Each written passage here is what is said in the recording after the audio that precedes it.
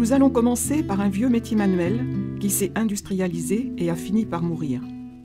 Du nord au centre et de l'est à l'ouest, les hommes ont joué les taupes pour exploiter le sous-sol terrestre. Dans notre région angevine, il y a la probabilité d'une exploitation du schiste ardoisier dès 1312 au nord d'Angers sur la commune d'Avrier, à Désières. Et selon toute vraisemblance, débute l'exploitation des sites de Trélazé, commune située à l'est d'Angers dès 1406. C'est vers la fin du XVIe siècle que commence à se faire la distinction entre les gars d'Abat, les mineurs, et ceux d'Ao, les fendeurs.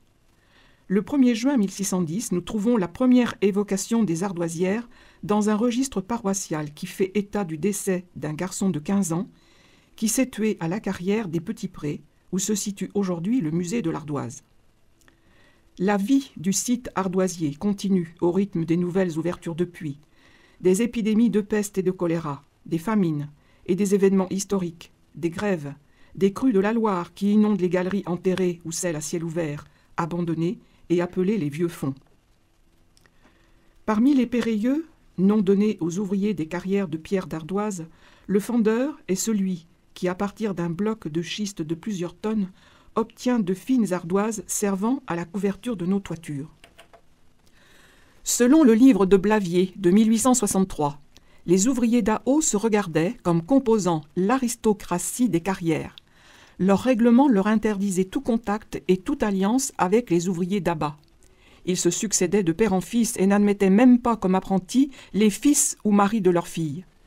Grâce à cette ségrégation, ils sont maîtres de leur salaire, du choix et de la distribution de la pierre. L'industrialisation change le statut des fendeurs, qui d'artisans deviennent des ouvriers qui gardent malgré tout une certaine indépendance sur les horaires ou sur le choix de leur parageot, celui qui partage. C'est le nom donné à l'aide du fendeur et qui était payé au nombre d'ardoises travaillées. Leur savoir-faire et leur grande habileté leur gardera de hauts salaires. Cependant, les prérogatives de cette caste s'étioleront au fil du temps. Dans les rues, les cours, par quartier, on parle tout d'abord breton, puis espagnol, et enfin italien. Les Portugais n'arriveront que vers 1970. La guerre de 1914-1918, emmenant les hommes au front, les femmes se mettent à effectuer le travail qui jusqu'alors était dédié aux hommes. Et si elles ne sont jamais descendues dans le fond, la dernière fendeuse a quitté son poste en 1962. Les fendeurs, ouvriers d'Ao, travaillaient sur la butte, où ils avaient construit de part et d'autre du chemin, formé par les roues des charrettes qui leur apportaient les blocs tirés du fond, des doubles toits de chaume et de brande. Ces cahutes, appelées tuvans, étaient leur atelier individuel.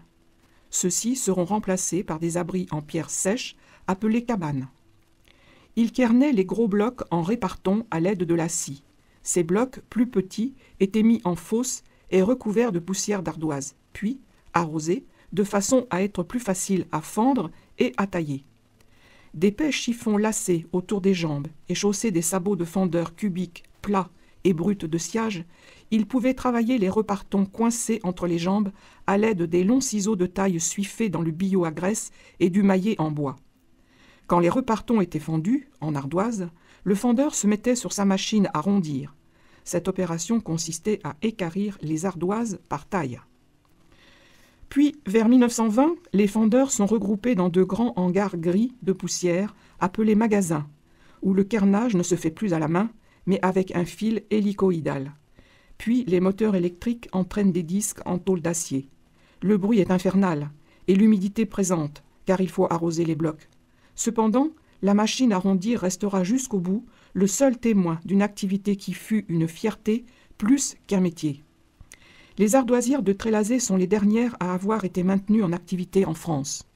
Leur fermeture annoncée en novembre 2013 sera effective le 29 mars 2014. L'ancien site d'exploitation des ardoisières d'Angers-Trélazé a été classé en zone naturelle d'intérêt écologique, faunistique et floristique en raison de sa biodiversité. Voici un vieux métier féminin. Voulant étendre son commerce d'huîtres, Blanche de la Chapelaine commença vers 1730 à envoyer des écaillères en costume local, vendre et ouvrir des huîtres à la porte des hôtelleries dans les villes proches de la région. Installant leur étal sur les marchés ou les portes des hôtelleries, elles présentaient leurs coquillages dans des mannequins ronds en osier.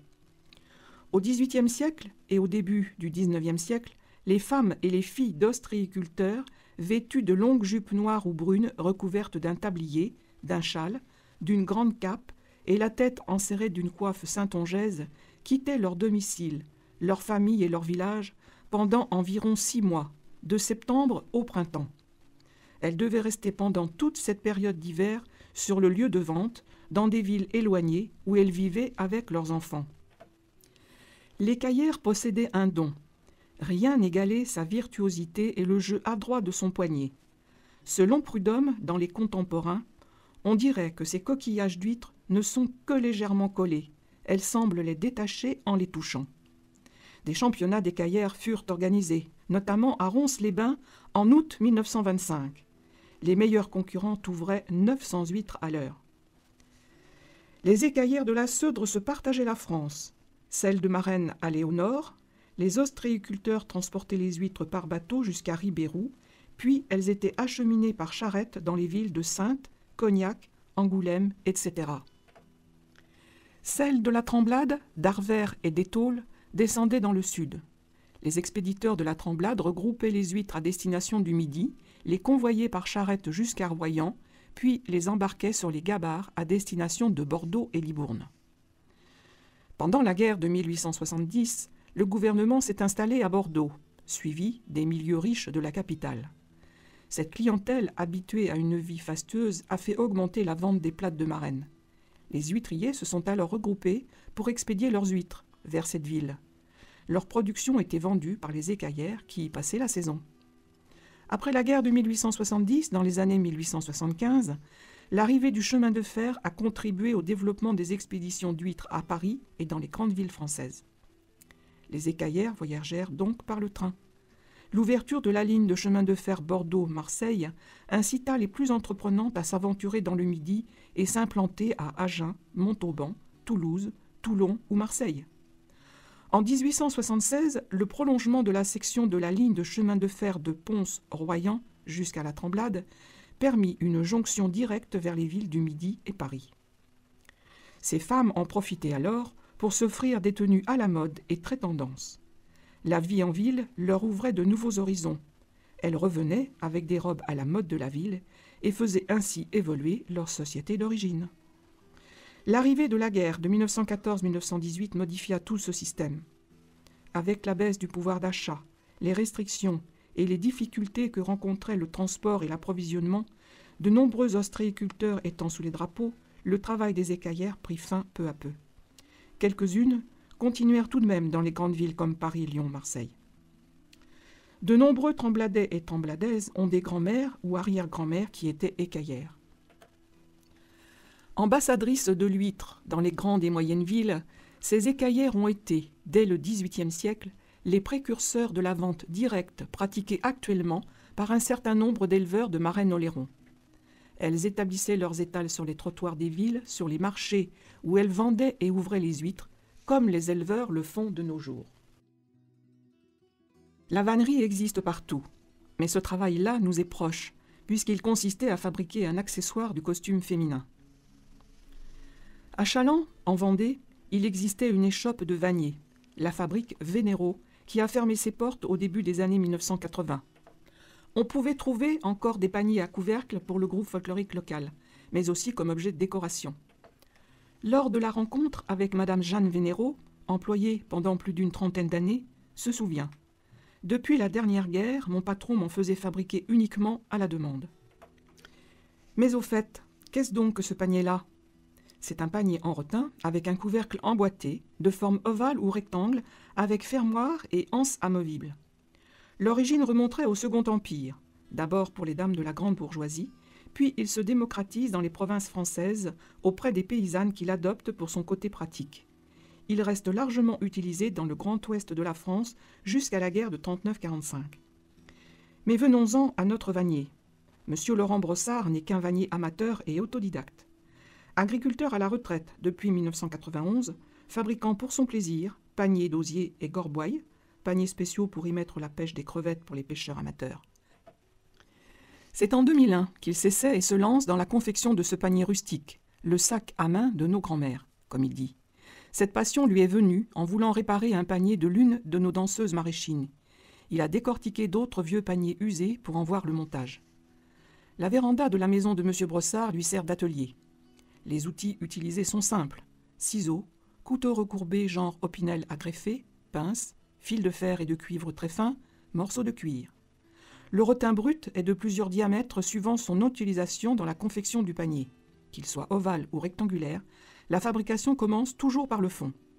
Il forme une grille de départ avec 5 brins en largeur et 13 brins en longueur.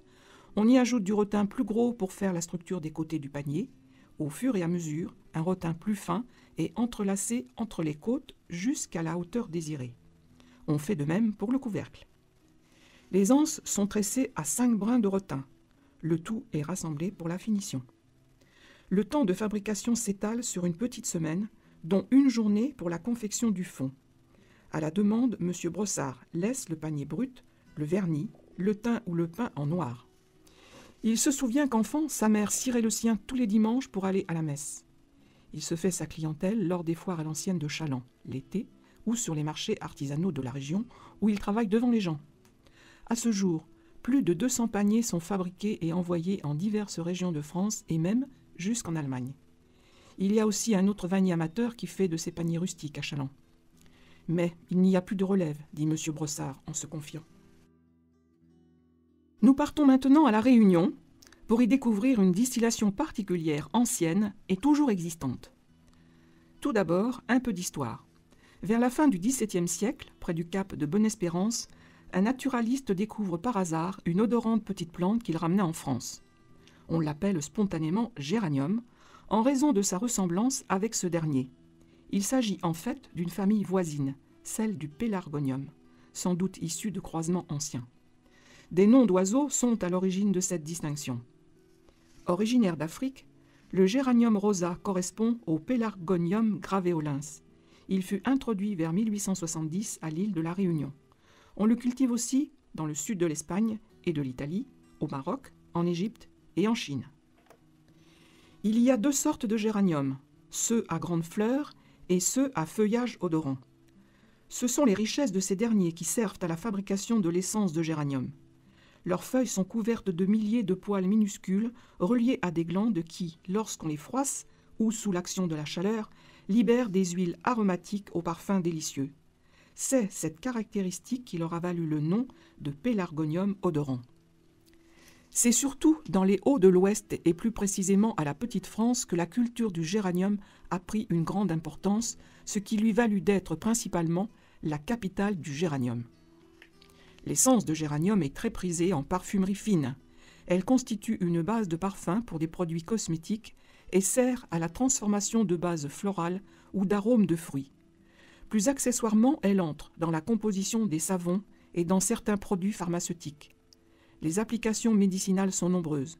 L'huile essentielle diluée dans de l'eau permet de lutter contre certaines infections. On connaît tous, plus ou moins, la distillation des résidus du raisin pour fabriquer de l'eau-de-vie. Celui du géranium est quelque peu semblable. En conséquence, je ne vous l'expliquerai pas en détail. Ce qu'il faut savoir, c'est que l'on remplace les résidus du raisin par le géranium. Le chargement de la matière verte dans la cucurbite ne doit intervenir que lorsque l'eau bout et que la vapeur est générée en quantité abondante. Les paquets de géranium sont alors chargés rapidement à la main et tassés dans la cuve. Une fois la cuve pleine, elle est refermée avec son couvercle, le chapiteau. L'agriculteur ajuste ensuite le col de cygne qui permet le passage des vapeurs de la cucurbite vers le réfrigérant. La séparation des condensats en huile essentielle d'une part et en petites eaux d'autre part est réalisée dans un essencier rudimentaire mais très efficace, fabriqué sur le principe du vase florentin. Ainsi, entre le moment où l'alambic accueille une charge et le moment où il est prêt à accueillir la charge suivante, une opération de distillation dure près de 3 heures. Pour la première distillation du matin, ce temps doit être augmenté du délai de mise en température de l'appareil. Les résidus de distillation sont mis en tas à côté de l'alambic, où ils se compostent naturellement pour donner le fumier de géranium. L'huile essentielle est récupérée à part et filtrée pour obtenir le produit marchand qui sera livré à l'organisme de collecte. La qualité de l'huile essentielle du géranium rosa produit à La Réunion dépasse de loin tout ce qui se produit dans le monde. Son parfum fort et sucré, légèrement mentholé, rappelle celui de la rose. Ce système traditionnel de génération de vapeur à feu nu présente des inconvénients. Des améliorations simples peuvent y être apportées.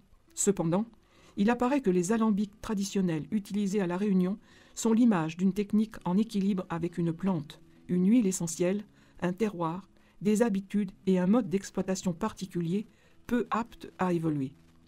Ils représentent un équilibre monovariant dont on ne pourrait modifier un élément sans bouleverser l'ensemble du dispositif.